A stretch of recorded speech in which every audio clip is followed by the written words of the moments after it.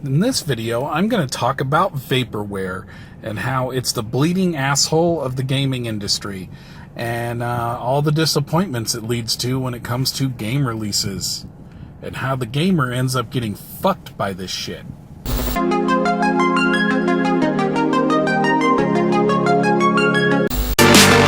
First up on our list of wonderful cancerous games is Duke Nukem Forever, originally announced in 1997. This is a game, was originally the follow-up to Duke Nukem 3D. Many people had kind of hoped that the series would continue on and do fine. Well, it changed hands many times. Many different developers worked on it, tied up in lawsuits and development hell. Well, the game was finally released in June 10th, 2011, after 15 fucking years. And you ask yourself, after 15 fucking years, the game that came out, was it good? And you know what? The answer to that question would be hell no. The game that came out was fucking terrible. And was a prime example of Vaporware. It was a bunch of half-baked ideas that were never fully fleshed out. I mean, the game had entire driving sections where you're driving a remote control car, where you're fucking tiny as fuck. How the fuck does that fit in the Duke Nukem universe? These entire sections of the game that didn't make any fucking sense. Why the fuck would this be done by any developer with half a fucking brain? The game was just outright fucking terrible. So we fast forward, Vaporware isn't always a bad thing. Sometimes Vaporware results in a really good, polished game. In the instance of Doom, the one that came out in 2016. Development originally began in 2008 with a complete restart in 2011. Then it was, after so much silence, it was shown off at E3 2015. I myself was still on the fence and a little unsure at that point. Being a fan of the old school Dooms, I was worried it was going to follow the steps of Doom 3.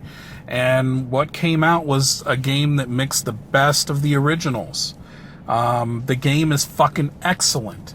Doom is probably one of the funnest games I played. The single-player campaign is just amazing. It's fun, fast-paced action. It's badass in every sense of the word. It's simple, badass, straightforward, fucking action-packed fun. The multiplayer's even pretty decent.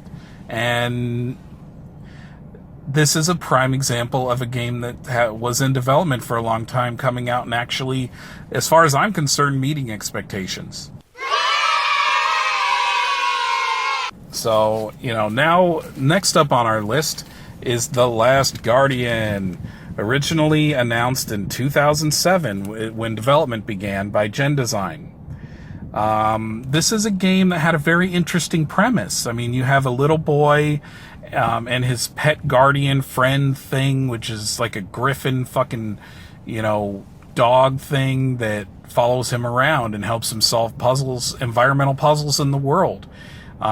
His relationship with this griffin fucking thing is supposed to be the premise of the game, developing the relationship and depending on this bird thing to help you out through the game. It seemed interesting enough. It was originally planned to be released on PS3. Then it was officially announced at E3 2009 with a release in 2011. After numerous delays, Gen Design departed from the project, and the project pretty much goes fucking silent. And after many times, Ueda, the original creator, started working on it again, and it was re-announced at E3 2015 with a possible release in 2016. Well, it was originally going to come out on October 25th. And recently has been delayed to December. So, you ask yourself, after all this fucking hell this game has gone through, what does it even look like nowadays? It doesn't look like a next-gen game. This is a game that was supposed to come out on PS3, and it still looks like a PS3 game. It doesn't look like a game up to today's standards. It looks extremely It looks like a big-time indie arcade game. It doesn't look like it really fits now in, next gen. So, will the game ever come out? Who the fuck knows? Will it suffer numerous more delays? Probably. This is a game I would recommend remaining severely cautious on, because the amount of shit this game has gone through, it is doomed to become vaporware.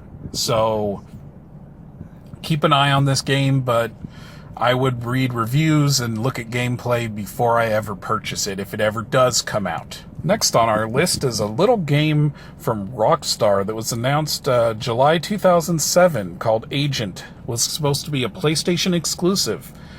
The game was originally announced and seemed to have a really interesting premise, almost a GTA-looking game, but you're an agent of some kind.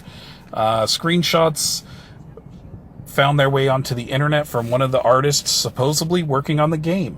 It was originally announced September 2009 by Rockstar for a release in 2010. Well, we didn't hear anything, and then by March of 2010, Rockstar announced that the game was still in development, and then complete silence. And Take-Two renewed the trademarks, and the concept art that was released by the artist was taken down for legal reasons. As of this point, we have no knowledge where this game is, if it will ever be released. It definitely had a lot of potential. Even Take-Two, in one of their conferences, announced that they felt the game had the potential to become as big as Grand Theft Auto series, to be a massive success. But then we hear nothing. The game goes silent, and we don't know at all. This is probably one of the more mysterious ones in this list, because we have no idea if this game will ever see the light of day. And last on our list is Aliens Colonial Marines. I know, this game was absolutely terrible. Originally announced to be a game where you would command AI Marines in their fight against the aliens, was eventually changed to be more of an accessible shooter. The game originally shown when it was announced was nothing compared to what came out. I mean, Gearbox was supposed to be working on this game and was shifting resources to Borderlands, while they had a contract with Sega, taking payments from Sega, telling Sega that they were working on this game, completely lying, eventually getting sued by Sega. I mean, just fucking terrible.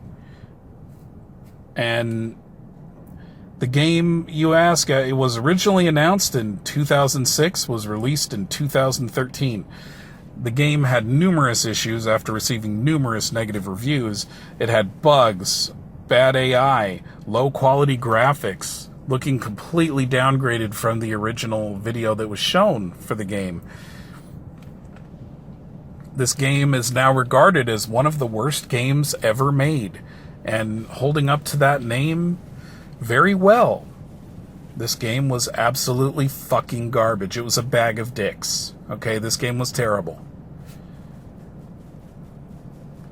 And go ahead and throw one more in there. This being the last game that we're going to talk about is Beyond Good and Evil 2. The original Beyond Good and Evil was a really good game. And,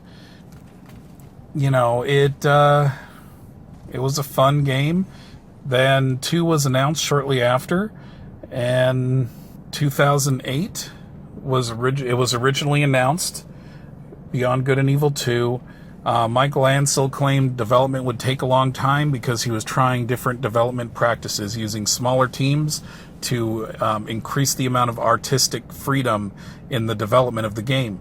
Well, fast forward for a long fucking time, and Wild was announced in 2014, a game he's working on now. I mean, he was taking off this Beyond Good and Evil 2 to work on Rayman Origins and who knows what other games, but Wild 2014. As of this point, we've heard nothing about Beyond Good and Evil 2. This is a game that I think has some really good potential. Will it ever come out? Who the fuck knows? But that's going to do it for this video. We were just talking about some Vaporware titles, games released, games not that might possibly be Vaporware. My next video is going to be about Half-Life 3 and what the fuck happened to that game. I know that game probably could have been on this list, but I feel like it deserves its own fucking video because it's fucking Half-Life, god damn it. So, you guys have a good fucking day.